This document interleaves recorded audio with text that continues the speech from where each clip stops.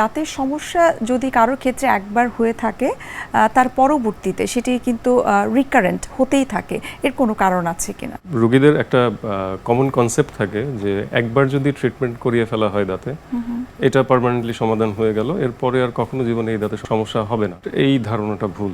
কারণ দাঁতের ট্রিটমেন্টটা নট অনলি প্রসিডিউরের উপরে শুধু ডিপেন্ড করে, এটা ডিপেন্ড করে রোগীর লাইফস্টাইলের উপরে।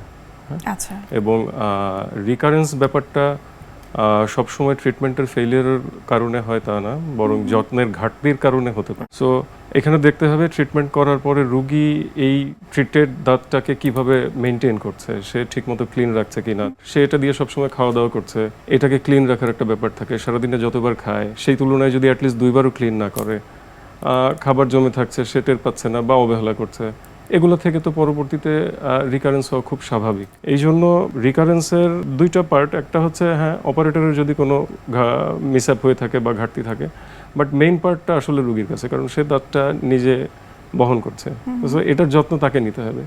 তো সে এটা অ্যাওয়্যার কিনা, এটা খুব গুরুত্বপূর্ণ একটা বিষয়।